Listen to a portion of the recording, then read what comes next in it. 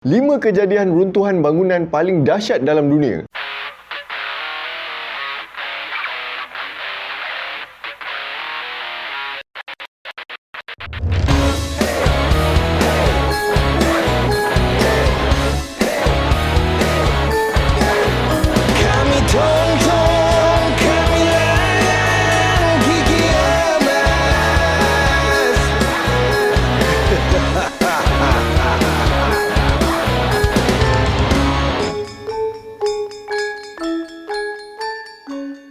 Assalamualaikum dan salam Melaka bersejarah. Aku asyik cerita satu tajuk yang khusus je kan. Tak pernah cerita ikut kategori ke, jenis ke, apa ke. So kali ni aku nak bereksperimen sikit. Nak tengok apa feedback korang kalau aku cerita jenis macam ni. Kalau korang suka, nanti lepas habis video ni korang komen tau. Kalau tak suka, diam je.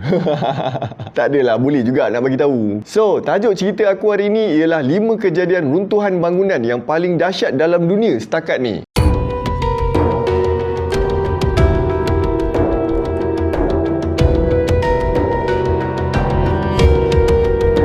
Kejadian ni berlaku pada hari Jumaat 13 Ogos 1993, lebih kurang pukul 10.12 pagi. Senang cerita, benda ni berlaku nak dekat sebulan lepas aku lahir ya. Hotel ni dibina pada tahun 1983. Asalnya 3 tingkat je dan mempunyai 62 bilik. Lepas tu pada tahun 1990, dia tambah lagi 3 tingkat yang boleh muatkan lagi 72 bilik tambahan. Agaknya bilik tak cukup, dia tambah lagi 9 bilik lepas tu. Kejadian runtuhan bangunan ni dah korbankan 137 orang dan mendatangkan kecederaan kepada 227 orang yang lain. Daripada keseluruhan jumlah yang meninggal tu, 47 orang ialah cikgu sekolah dengan pegawai-pegawai kerajaan daripada bahagian pendidikan am Thailand. Masa tu, diorang ni tengah ada seminar dekat hotel tu. Selain tu, salah seorang tentera udara US iaitu Sarjan Raymond Kanda juga telah terkorban. Dia masa tu baru je tolong pasang telefon dekat markas tentera Thailand yang ada dekat dengan hotel tu. Lepas dah settle pasang tu, dia pergi hotel tu sebab nak guna mesin fax. Tapi tu lah, wrong time wrong place. Benda nak jadi alih-alih bangunan runtuh. Mangsa yang lain tu di kalangan guest hotel daripada dalam dan luar Thailand. Tak lupa juga pekerja hotel tu sendiri. Surat khabar The Nation laporkan yang beberapa dokumen penting dijumpai dalam sisa runtuhan hotel tu. Dalam dokumen tu ada menyatakan yang pihak management hotel tahu yang ada bahagian bangunan tu yang dah retak 8 bulan sebelum kejadian tu jadi. 8 bulan tau, bukan 8 hari, bukan 8 minggu. 8 bulan sebelum tu diorang dah tahu dah. Diorang memang ada buat maintenance untuk repair balik bahagian yang retak tu. Lebih kurang 39 bilik yang terlibat Staf hotel tu pun terpaksa cari cara macam mana nak stopkan air yang dah leaking sampai dah tembus siling bilik. Staf hotel tu dah bagi tahu yang retak tu dah makin menjadi-jadi dekat management beberapa minggu sebelum kejadian tu berlaku. Tapi itulah management tak nak dengar. Sekarang benda pun dah jadi. So terpaksa lah aku masukkan kes diorang ni dalam cerita aku. Polis cakap punca benda ni jadi disebabkan penambahan tingkat bangunan, bebanan tangki air, aircon dengan pengubah suaian dinding. Pihak polis mendakwa benda ni berpunca daripada kecuaian eksekutif hotel yang lorat now nak tambah bangunan. Lepas tu kecuaian engineer dengan arkitek yang bikin bangunan ni. Last sekali pegawai-pegawai peringkat negeri yang luluskan projek tu. Lepas kejadian ni, 4 orang eksekutif tertinggi dengan pemegang saham Royal Plaza telah ditahan atas tuduhan kecuaian yang menyebabkan keruntuhan. Tapi diorang mengaku tak bersalah sebab diorang cakap pihak berkuasa tempatan yang luluskan pembinaan 3 tingkat tambahan tu, kalau tak lulus diorang tak buat. Sampailah penghujung 1998, pertuduhan terhadap 14 orang individu termasuklah pengarah urusan hotel dan juga pegawai kerajaan yang terlibat telah ditarik balik. Berdasarkan maklumat yang aku dapat, seorang je yang dikenakan hukuman iaitu Bampen Vanrat Isara, arkitek bangunan Royal Plaza tu. Dia telah dijatuhkan hukuman penjara selama 20 tahun pada tahun 1997. Tapi pada tahun 2000, Mahkamah Tinggi Thailand telah mengubah hukuman Bampen ni jadi hukuman penjara seumur hidup. Nampak, kerja arkitek pun ada banyak risiko. Tak pasal-pasal jadi penduduk tetap penjara.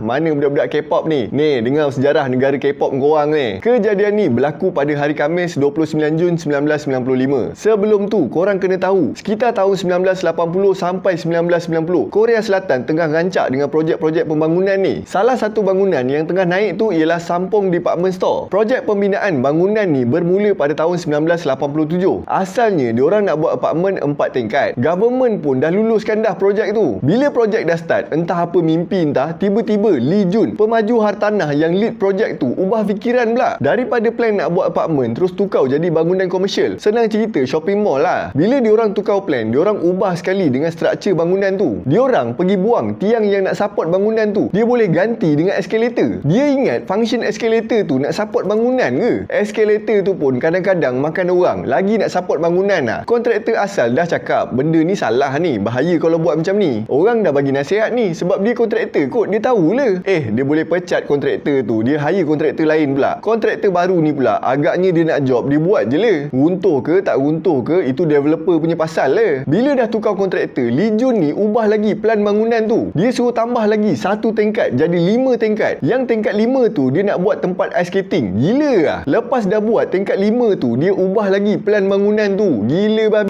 Kali ni dia nak letak restoran yang guna sistem underfloor hot water pipes. Benda ni function nak bagi restoran tu punya suhu boleh panas suam lah. Sebab diorang kan ada musim sejuk. So memang rumah diorang ada lah sistem pemanas ni. Dekat Malaysia ni kalau pasang, baik kau duduk je dekat dalam oven yang besar tu lah. So bangunan pun siap le mengikut Lee Jun ni punya latest plan. Sebelum tu aku nak korang tahu, diorang letak semua mesin aircon bangunan tu dekat tingkat atas tau. Engkau tahu tak berapa berat semua mesin aircon tu? 45 tan lah. 4 kali ganda lagi berat daripada apa yang bangunan tu boleh tampung. Tak lama lepas tu, penduduk yang sewa rumah dekat bangunan tu komplain, mesin aircon bangunan tu bukan main memekak lagi lah. Pergi alihkan lah, baru orang nak tidur pun susah. Habis dah kena maki, management pun decide nak alihkan aircon tu. Tapi diorang ni punya cerdik, bukan nak alihkan guna crane. Dia boleh seritkan mesin tu satu-satu. Mesin tu dah le berat kau pergi seritkan, langsung getak dekat belah atas bangunan tu. Lepas tu bila mesin tu on, benda gegau kuat. Dah le tiap-tiap pagi on. Daripada getak kecil tadi, dia dah tambahkan lagi getak tu tau. Benda ni berjalan je macam tu selama 2 tahun. Kita kalau simpan 20 sen hari-hari pun, lepas 2 tahun mesti dah banyak punya, dah boleh cecah 100 lebih dah. Jadi getak tu daripada kecil lama-lama merebak sampai dah jadi besar. Pada waktu pagi 29 Jun 1995, keretakan dekat bahagian atas bangunan ni dah makin tak relax tau. Engkau yang tak pandai engineer pun kalau tengok mesti tahu ini getak nak roboh punya ni. Jadi management bangunan matikan aircon dan tutup terus tingkat atas tu. Tapi Lee Jun ni dia tak nak keluarkan arahan pengosongan bangunan tu tau, sebab takut rugi. Tepat jam 5.25 petang, mesin-mesin aircon ni jatuh sampai tembus ke bawah, terus jadi punca bangunan tu runtuh. Nasib baik le Korea Selatan punya rescue department ni perform gila babi masa tu. Diorang berjaya selamatkan dan keluarkan beratus-ratus mangsa yang terperangkap dalam runtuhan tu. Park Sun Hyun yang berumur 19 tahun adalah mangsa terakhir yang berjaya diselamatkan lepas 17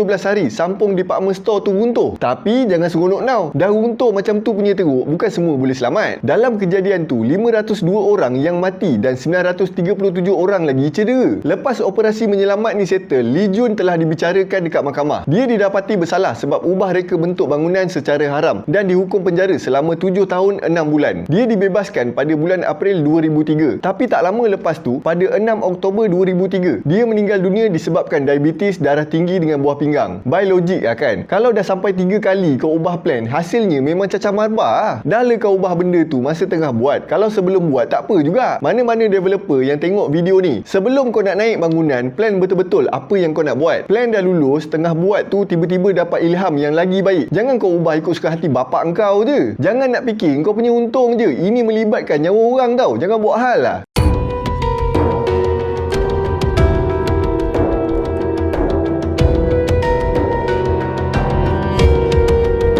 Pada 24 April 2013, salah satu bangunan Rana Plaza dekat Bangladesh telah runtuh. Dua bangunan komersial ni telah dibina di daerah Dhaka, Bangladesh oleh seorang lelaki yang bernama Sohail Rana. Dari mana dia dapat duit nak buat bangunan ni tak tahu. Tak dapat nak dikenal pasti sumber duit dia. Dekat sini meragukan sikit lah. Sehari sebelum kejadian runtuhan tu, orang yang kerja dekat situ jumpa satu getak yang besar gila babi dekat bawah bangunan tu. Sampai kena tutup kejap bahagian tu. Walaupun pekerja dekat situ dah cuak. Macam aku cakap, engkau yang bodoh engineer ni pun boleh tahu bangunan tu dah tak selamat dah kalau getak macam tu punya besar. Tapi biasalah tauke-tauke ni, mana nak kisah pasal orang bawah, dia paksa juga masuk kerja macam biasa. Punca bangunan ni jadi macam tu, pertamanya tapak bangunan tu kawasan paya ke kolam macam tu lah. So tanah dia tak kuat nak tampung bangunan yang besar-besar ni. Lepas tu bahan yang diorang guna untuk naikkan bangunan tu pula jenis lauya punya. Lagi satu, bangunan tu asalnya dilesenkan untuk tujuan komersial, bukannya untuk kegunaan industri. Kalau dah jadi industri, kau tahu baru le, dengan generator, mesin lagi apa semua, memang barai lah kalau bangunan tu tak strong. Lepas tu bangunan tu asalnya 6 tingkat je, tapi owner pandai-pandai tambah lagi 3 tingkat, dah jadi 9 tingkat dengan tapak tak strong, material murah dengan mesin apa semua. Kau rasa lepas sejam diorang start kerja, Rana Plaza yang ada kilang pakaian dengan bisnes-bisnes lain ni terus runtuh. Kejadian runtuhan ni merupakan bencana industri yang paling buruk dekat negara Bangladesh setakat ni. Kejadian tu dah menyebabkan 1134 orang mati, kebanyakannya wanita yang kerja kilang kain dekat situ, dan 2500 orang yang lain cedera. Lepas kejadian runtuhan ni, Sohail Rana telah ditahan selama 4 hari dengan 4 pertuduhan, termasuklah pertuduhan membunuh. Rana dengan 37 orang yang terlibat dalam kes ni bakal berdepan dengan hukuman mati kalau didapati bersalah. Tapi perbicaraan kes ni tertangguh sebab diorang buat rayuan dekat Mahkamah Tinggi. Rana dengan 17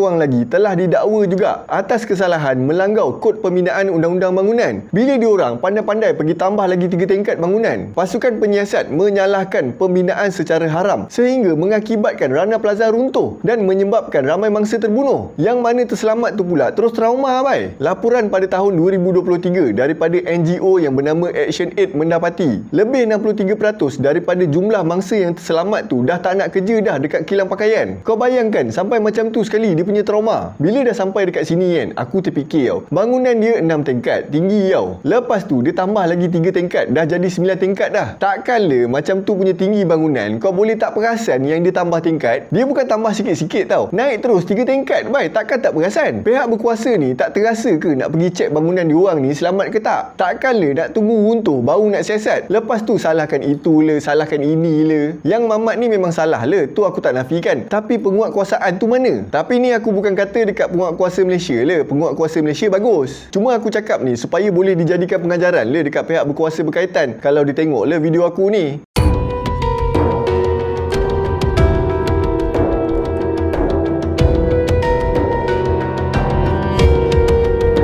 Aku rasa hampir semua orang tahu pasal kes ni yang selalu dikenali dengan nama 9/11. First, aku ceritakan dulu sejarah ringkas World Trade Center Twin Tower ni. Bangunan ni direka khas oleh seorang arkitek US yang bernama Minoru Yamasaki dan dibuka secara rasmi pada bulan April 1973. Nama pun Twin Tower kan, mestilah ada 2 bangunan, satu belah utara, satu dekat belah selatan. Satu bangunan berketinggian 1368 kaki bersamaan dengan 417 meter dan satu lagi berketinggian 1362 kaki bersamaan 415 meter. Okey, aku ceritakan sikit kronologi ringkas kejadian ni. Pada 11 September 2001, ada beberapa kapal terbang kena hijack dengan pengganas. Kapal terbang yang terlibat ialah American Airlines Flight 11 dengan Flight 77 and United Airlines Flight 175 dengan Flight 93. Pada pukul 8.46 pagi, American Airlines Flight 11 dengan muatan 10,000 galen bahan api dengan 70 orang penumpang dah rempuhkan bangunan utara dan kena tingkat 77 sampai tingkat 85. Pada pukul 9.3 pagi, United Airlines Flight 175 pula pergi rempuh bangunan selatan dan kena tingkat 60 sampai ke tingkat 65. Pada pukul 9.30 pagi, bangunan selatan ni dah runtuh dulu, baru bangunan utara pula runtuh pada pukul 10 pagi. Punca bangunan ni runtuh disebabkan hentaman kapal terbang tu kena betul-betul dekat tulang support bangunan tu. Disebabkan rempuhan tu, bahagian yang terkesan tu terbakau, lagilah menyebabkan struktur bangunan tu kompromis. Bila dah lama-lama bangunan tu tak boleh nak bertahan, maka runtuhlah kedua-dua bangunan tu. Kejadian ni telah menyebabkan kematian sebanyak 2,750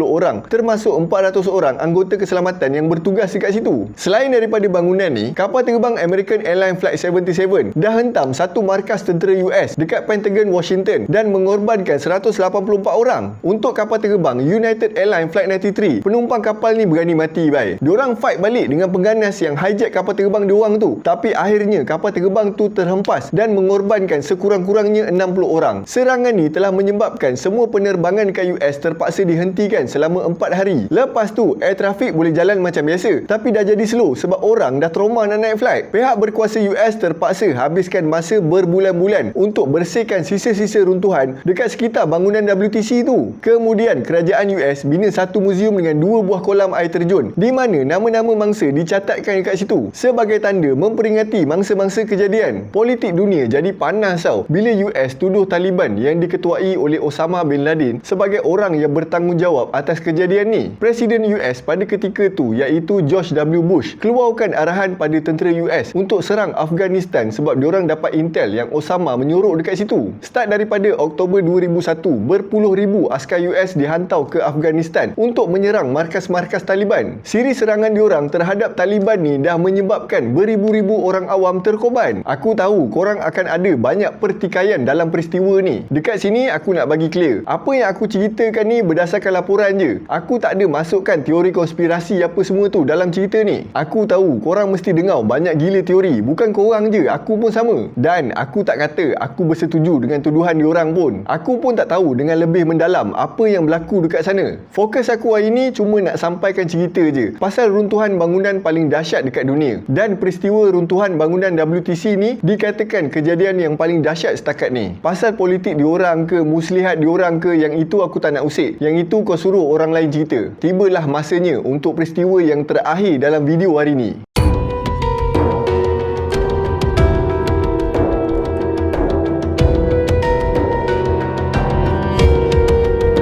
Aku save the local one for the last. Aku rasa sebagai rakyat Malaysia, aku boleh katakan hampir semua orang tahu pasal peristiwa ni. Peristiwa ni dikatakan tragedi runtuhan bangunan yang paling buruk pernah berlaku dekat Malaysia. Highland Tower ni dibina pada tahun 1974 dan orang start duduk pada tahun 1981. Bangunan ni terletak dekat Taman Hillview, Ulu Kelang, Selangor. Masa tu ramai orang yang nak duduk dekat sini sebab kedudukan bangunan ni dekat lereng bukit dan dikelilingi dengan kehijauan hutan. Senang cerita, lokasi yang paling tenang lah, pemandangan pun cantik, baru ngam nak healing.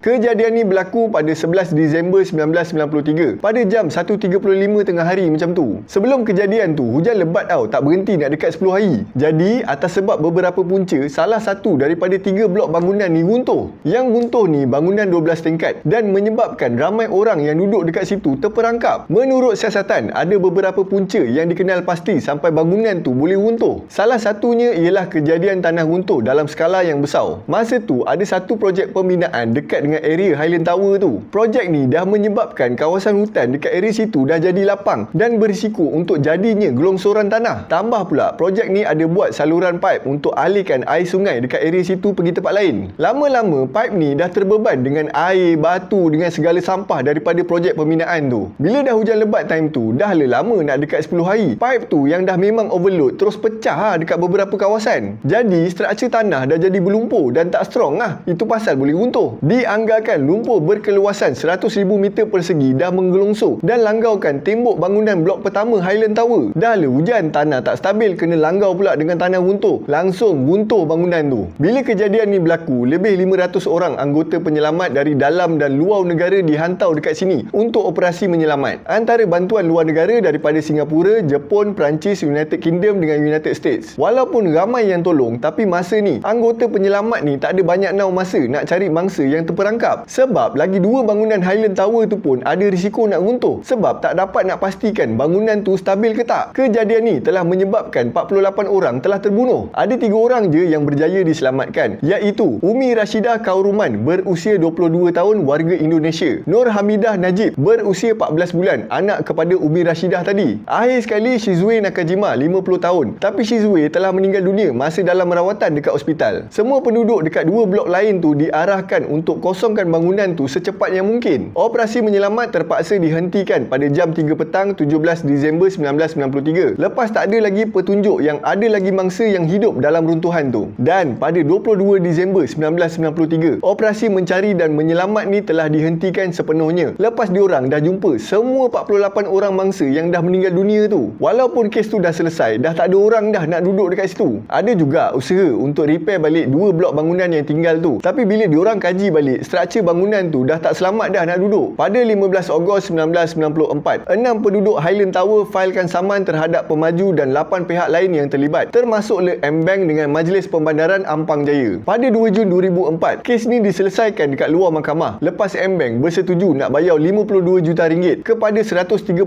penduduk dan owner rumah dekat Highland Tower tu. Diorang juga lepaskan hak pemilikan diorang dekat Highland Highland Tower tu. Senang cerita, kira macam M-Bank beli balik rumah-rumah dekat Highland Tower tu daripada semua owner rumah dekat situ. Jadi bangunan tu dah tak ada orang punya. Orang pun dah tak nak duduk situ dah. Maka jadilah bangunan terbiau. Ada juga laporan yang mengatakan bangunan tu dah jadi sarang penagih dadah dan aktiviti jenayah. Maka itulah dia 5 kejadian runtuhan bangunan yang paling dahsyat dalam dunia yang pernah berlaku setakat ni. Daripada cerita-cerita ni, ada yang kita tengok berpunca daripada kecuaian developer atau owner bangunan yang nak jimat kos tapi nak untung gila babi.